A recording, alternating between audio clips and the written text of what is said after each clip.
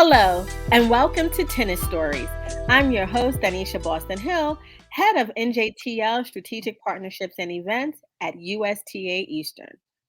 We're so happy to be here with you again this week.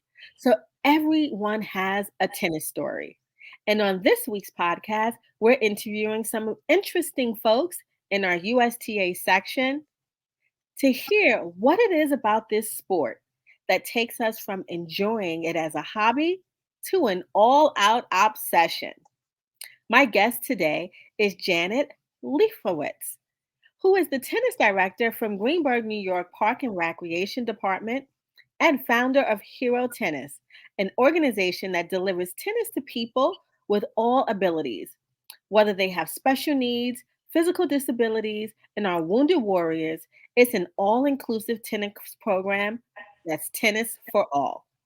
Janet also happens to be a USTA Eastern 2022 Tennis Woman of the Year.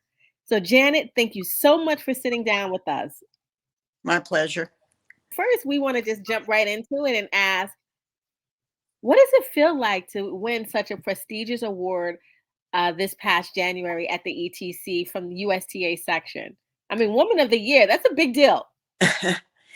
Well, it's always nice to be recognized, but as I said in my speech, what I do takes a village. So there are a lot of people who have supported my efforts, and I felt like they were there with me that night. Um, and it's a very good feeling because I want people to know that people with disabilities are perfectly capable of participating in tennis. It's not the tennis we see on TV, but it's an adapted form of the sport. And it's very enjoyable. They have a lot of fun. And everybody wants to have fun. Doesn't matter whether you're disabled or able-bodied.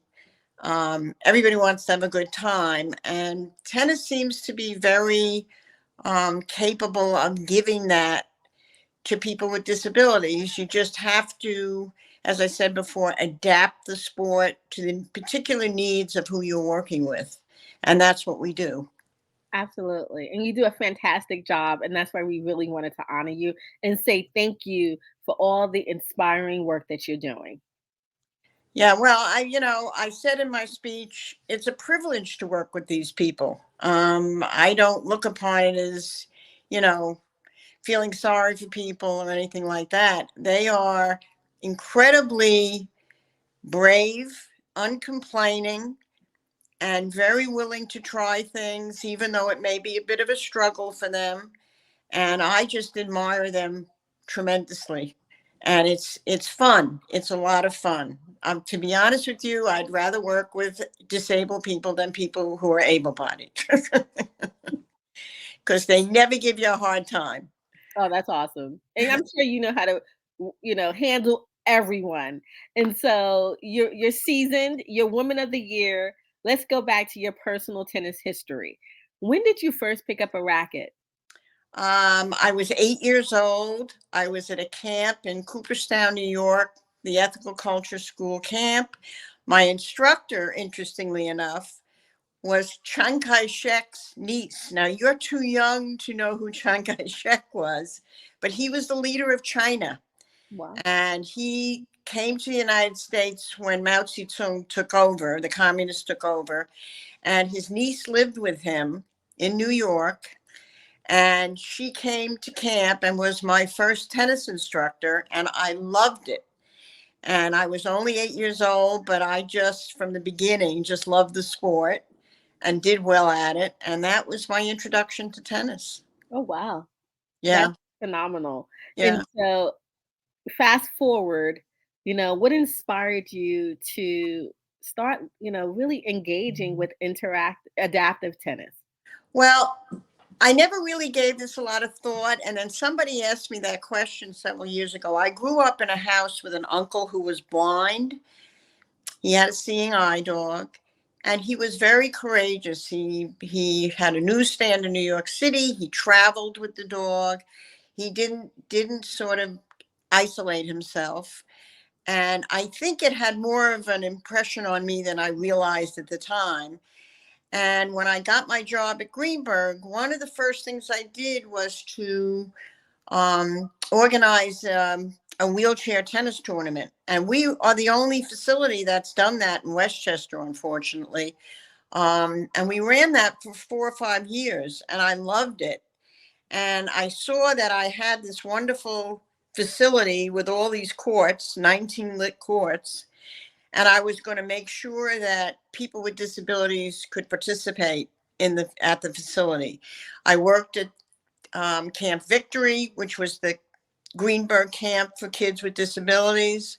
And then I began to run programs using that facility, and then we branched out. And in 1992, I joined forces with another woman, and we founded HERO. HERO stands for Help Expand Recreation Opportunities. It's an acronym. In the beginning, we were tiny. We worked with maybe a couple of hundred people. And what we found was they loved it, they enjoyed it, and there was no reason why we couldn't spread it around a bit. And we've had seasons in the last 30 years, because we're now in existence for 30 years, where we've had as many as 1,500 people in our program. Wow.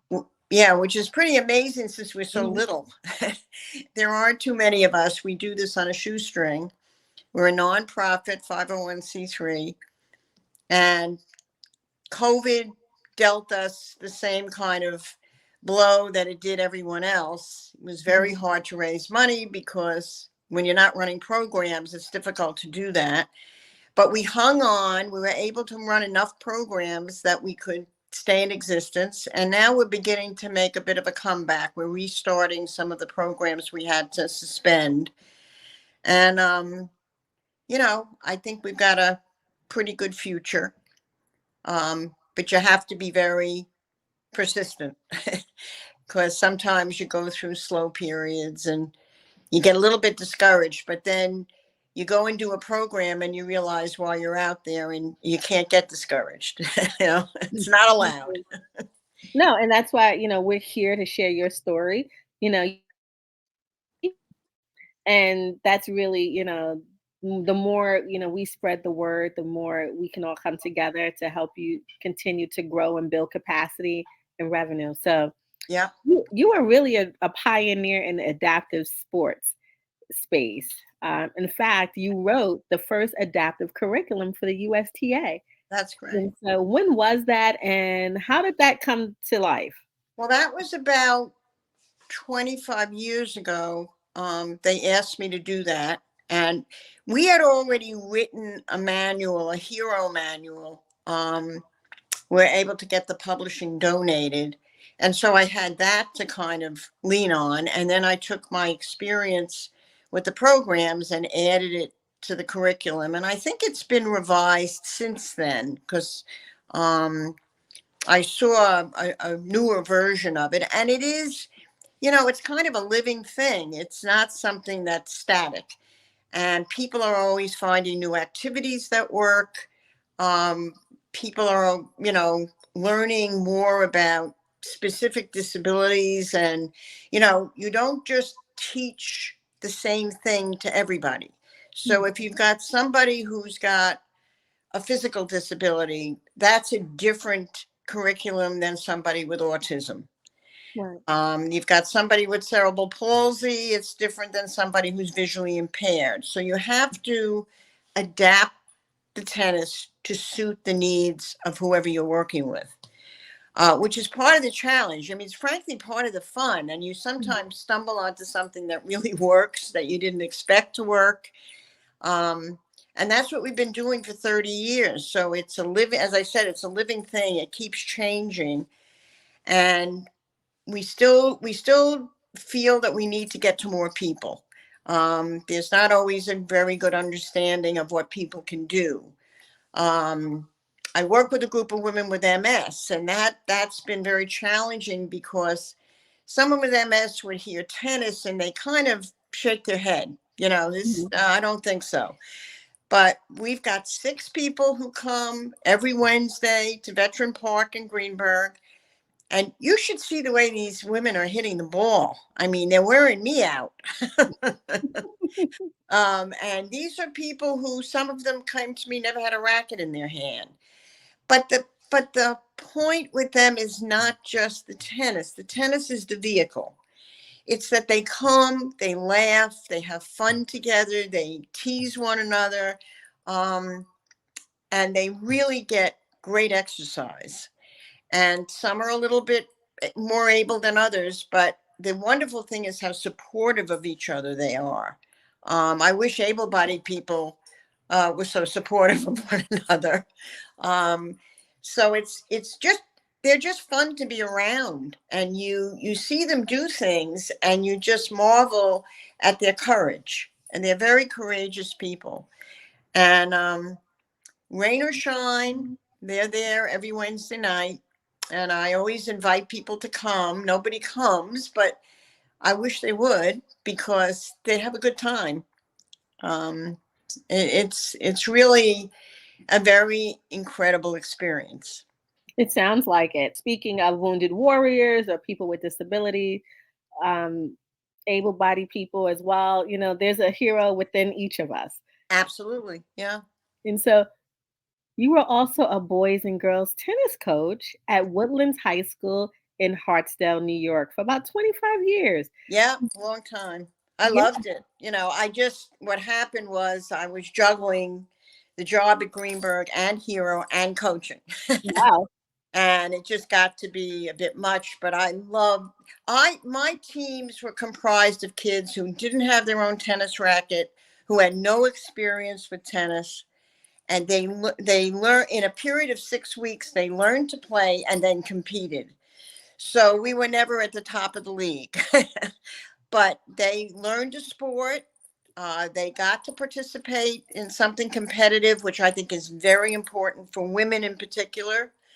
Um, and I love doing that. It was wonderful. I just, when you do all this stuff, you wish there were more hours in the day. It's very hard to squeeze everything in.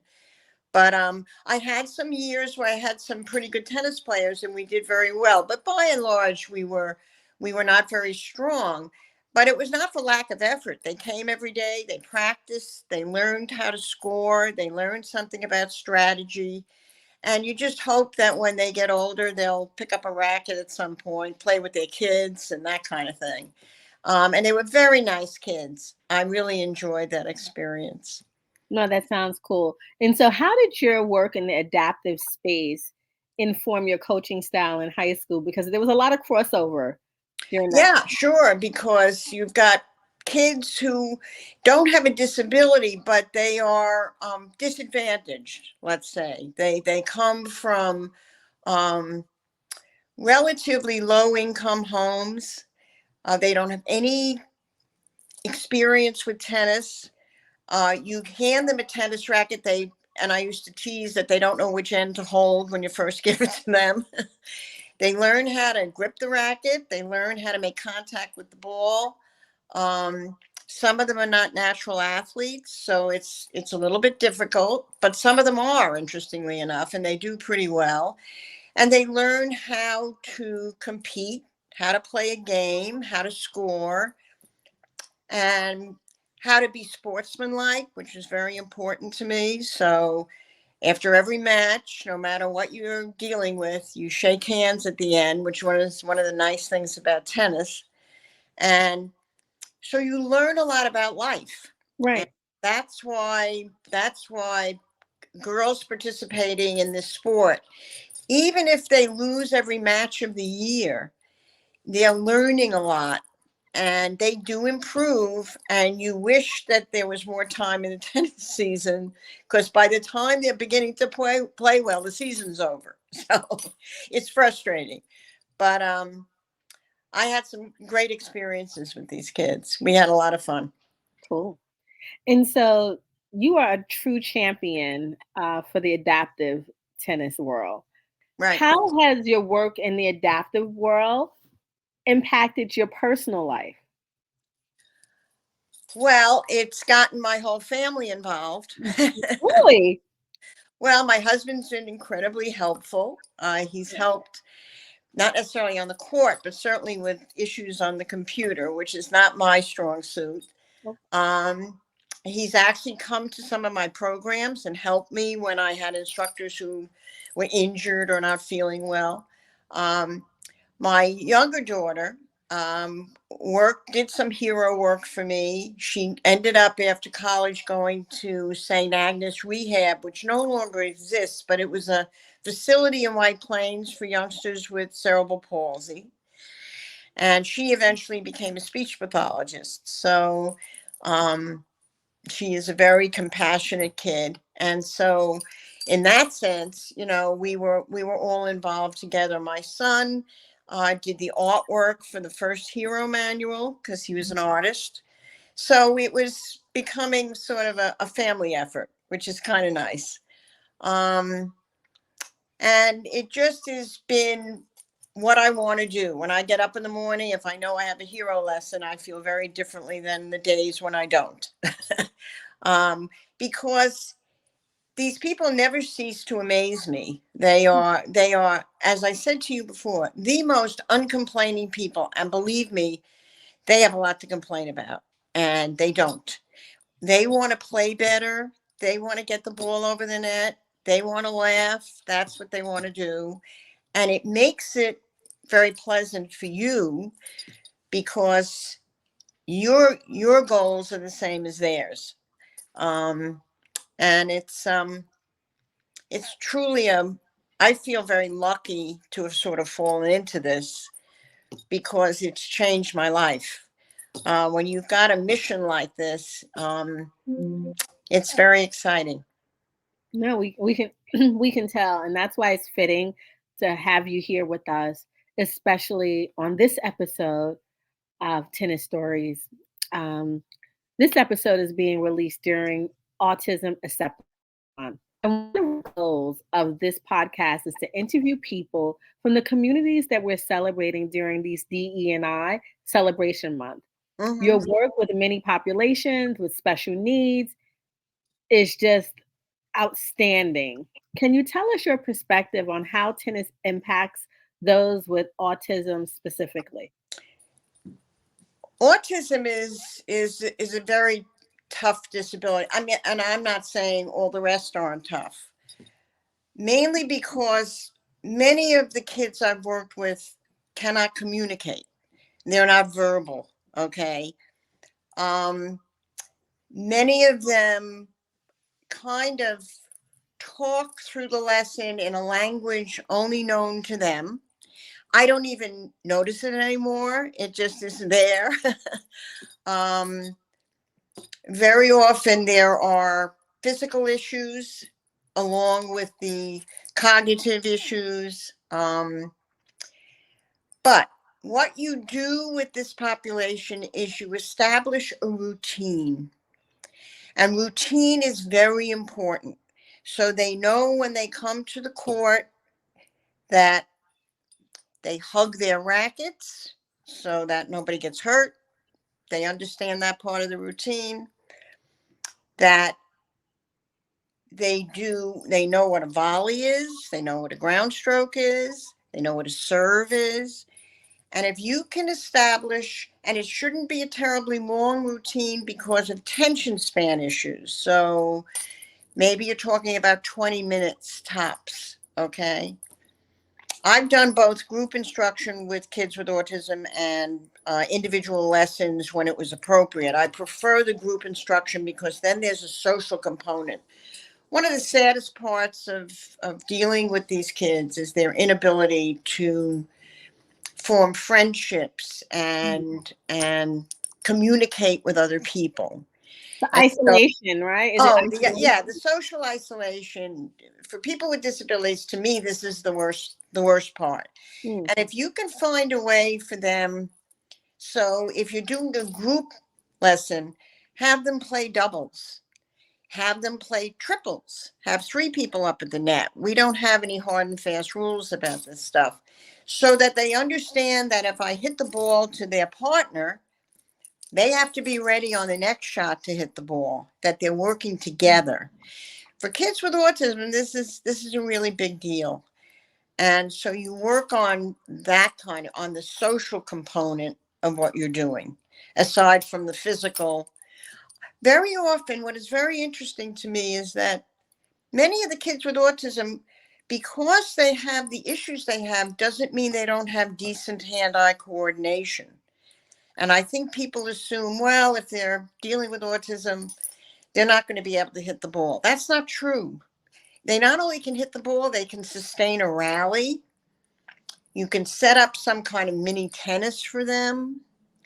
Um, and in their own way, as I said before, they can have fun. They can have a good time. Um, and we work now with hundreds of kids with autism. The good news, because I think people tend to sort of get turned off because it's all kind of grim, is that I've worked with kids now, because I've been doing this so long, from the time they're very young to their adolescence or young adulthood, and they do get better. Really? There is an improvement. I wish it was true for everybody. It's not true for everybody, but for many of these kids, their communication skills improve, their ability to get through a lesson is really enhanced. Um, and it's nice to see that somehow, by maturing, and I don't know, I'm not a doctor. I don't have credentials. This is all from experience, but they do get better. And I remember one kid in particular, the first time I met him, he was a runner. Runners are kids who never stay in one place, and they run around the gym. If I hit 3 balls to him during a lesson, it was a lot. Well, I worked with him as an adolescent. And by the time he was an adolescent, I talked to you a little bit earlier about routine. He knew what would happen. He'd come on the court, get his racket, go up to the net. I'd feed him volleys. Then I would feed him forehands and backhands. And then I would do what's called an assisted serve. I would throw the ball up, because coordinating the throw and the hit is very tough for these people. And he'd hit the ball over the net into the box, so it would be a successful serve. But this is the same kid who 7 or 8 years earlier couldn't even stand still. So this is a big deal. That's progress. That's progress. And that's the way sometimes you have to look at the progress and understand it's not going to be in leaps and bounds. It's going to be incremental, but it's better. Things get better. And they may not smile at you, they may not say anything, but you know that they're very engaged and they're enjoying themselves. And that's, much more than that you can't ask for. So, Mm, absolutely. but And I think that's what really makes this a great activity for children and adults with autism. oh, absolutely. Yeah. Yeah. It's very conducive to that. And the challenge is right in front of them. The net is right in front of them. So what you do is the first thing you do is you put them up at the net and have them hit volleys. Everybody can hit a volley. I don't really care what the disability is. And so once you've got them hitting the ball over the net, they're they're happy as clams. They think that's great. And then if you feel you can challenge them some more, I know my people never go beyond the serve line. I very rarely work with anybody at the baseline. It's too long for them to track the ball. And what we're talking about here is success. So you have them at the serve line, which is a much shorter distance. So they go from volleying to ground strokes at the serve line, and even the serve can be hit from the serve line. You make your own rules, which is kind of nice. Um, I would love the USTA, by the way, while I have a platform here. Please, please share, Janet. Please share. Well, in wheelchair tennis, you're allowed 2 bounces. I think that people with disabilities should have the same privilege. They should be permitted to hit the ball in 2 bounces. I think 1 bounce for a lot of these people is very difficult, and you don't want to make it difficult for them. You want to make it easier. So you just make a rule that if you're going to do a little competition of some kind, that they get to hit the ball on, they can hit it on one, but they get to hit the ball on 2 bounces. I do this with my MS group, and it makes a huge difference because for them, moving around is very difficult. And if you give them a ball on 2 bounces, they can stay in a rally much longer. So it's just one of my suggestions, which, We will accept your feedback, Janet. okay. If you could pass that along to my friends at the USTA. I think you just did. I think you just did. And so, Okay. Janet, let me ask you. I Yeah. mean, there's been many moments that you've been on the court for so many years. And I'm sure you've seen a lot in your lifetime and your tennis career. Hmm. Is there one moment that you can recall that really pulls at your heartstrings? Like, Yep. can you share a Yep. story with us I about have a one moment? for you. Okay. I work with a young woman up at the Sawmill Club in Mount Kisco. She, I would be guessing, I don't get the diagnosis because that's private. Her head is sort of off to the side. Her hands are very spastic. When I work with her, I have to put the racket inside her hand and close her hand around the racket. Mm, She came one day before COVID. That's how long I've been working with her. She hit the ball off a bounce 12 times in a row. wow. I don't know why it happened that day. I wish I could sort of figure out what was going on, but I stood there in absolute awe of this young woman.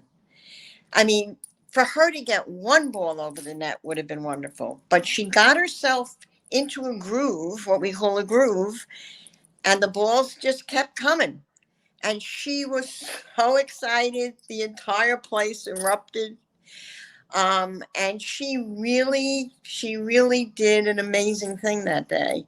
And I was amazed. I really was amazed. It was wonderful. No, it sounds like it. It sounds like it. That's a amazing accomplishment for a young woman. Absolutely. Absolutely. Yeah. And so I know you have so many plans for the future for Hero. Can you share some of your plans going into, this year and next year? What do you have Yeah. in store? Well, what we're trying to do now is to restart programs we had to suspend because of COVID. So that's one of my goals. And we're getting some new programs. I just spoke to somebody from Westchester Community College who works with people with special needs at the college. And we're probably going to do a program for them in June. That's brand new. We may be working with an agency in Connecticut called Ableist that has group homes, and that program will start. We have to wait for the weather to cooperate a little because a lot of our stuff is outside. We're little, we cannot afford to pay the fees you have to pay to be inside on a court. So that's another thing that's new. We're going to be doing some programs on Long Island. We just completed a new school. We did. Oh, you'd be interested in this. I've been doing the program at a place called James E. Allen, which is a BOCES school out in Dix Hills. Okay. We did 257 kids in one day Wow. participated in the program. And then we did a new program at a school called Abraham Lincoln School, also in Deer Park, with 50 kids, many of whom, by the way, had autism. And the way that works is they come, we warm up, we teach them we play some little games with them. We teach them how to hit the volley because, as I said, everybody can hit the volley. And then we put prizes on the floor. And they have to hit the prize with their shot. And it's wonderful. And these little kids, they were all, I would say, about 8 or 9, left the gym with hats and t-shirts and wristbands and keychains and water bottles and with big smiles on their faces. And that's what we do with that. So we want to do more programs like that. Great. So we want to get to as many people as we can because the tragedy of all this is the number of people who sit in group homes staring at the television. Their recreation is going to McDonald's, which is not the best place for them to be. They don't get enough physical exercise. And so it's finding some people at an agency or a group home or a day treatment center who wants us to do this, who's enthusiastic, and then finding a place to do the program, setting it up, planning the day. So there's a lot of organizational work that goes into it. So we want to get to as many people as we can as soon as we can. And you wish it was faster, but it just takes time to organize these things. But I would love to get another couple of hundred people in 2023. That would be nice. The more, the merrier, and just hope that we can reach many more people in the next few years. That would be wonderful. I think you will, and we're here to help you with that. And so at the ETC, you not only won the Woman of the Year award, but you also facilitated an amazing, very dynamic and engaging workshop for professionals, informing them about the curriculum for adaptive learning. Mm-hmm. Um, what is your message to tennis professionals who might be hesitant to begin delivering adaptive tennis? That's a good question, and it's been a source of frustration for me. A lot of tennis professionals, to be perfectly blunt with you, don't get it. This is not about them, you see, and they tend to be somewhat egocentric. Now, maybe that's harsh, but I think that's the case. I need people who have big hearts. I need people who get what we're doing. I don't want somebody there who's interested in the perfect forehand. This is not what we're about. I want somebody who will come, who cares about the people, who exerts some patience, and does this on a regular basis. So, who does this on a regular basis? Jenny Schnitzer. Jenny Schnitzer is as I called her at the conference, our fearless leader. I adore this woman. She has been so good to me personally and to Hero. She goes once a week and works with disabled people. Well, if Jenny, with her schedule, can do that, anybody can do that. And I mentioned that night that the dream I have is that every tennis player in the United States spends 1 hour a week working with disabled people. Think about the kind of country we would be. We've become kind of a very polarized country where everybody's angry at everybody. Imagine if we could all chip in, not 20 hours a week, not 10 hours a week, 1 hour a week, where you go someplace and you do this work. And I understand the latest figure I saw was 26 million. Imagine if 26 million tennis players did this once a week. What kind of country we would be. Yeah. It would be a much nicer place to live, you know? Absolutely. And we look forward to supporting you in that mission and everything that you do. And so, Janet, on behalf of USTA Eastern, I want to thank you for sharing your tennis story with us. Well, thank you for giving me this opportunity. It's a pleasure to meet you, and I hope you get. There are other people like me out there, by the way, who really don't do this on a regular basis, who I know. I have a suggestion for you. Lorraine Rolson, who runs the program down at Co-op City in the Bronx. She is sensational. You want to have an interview with someone by herself, working with like 120 kids down there. So she's just a suggestion. I'm sure I have 10 others, but she was the first one to come to mind. Hey, we have an official talent booker. Oh yeah. Thank you so much, Janet. And so tune in next time to hear our tennis stories during Asian American Pacific Islander Heritage Month. Mm. And don't forget, this May is National Tennis Month. Thank you for listening.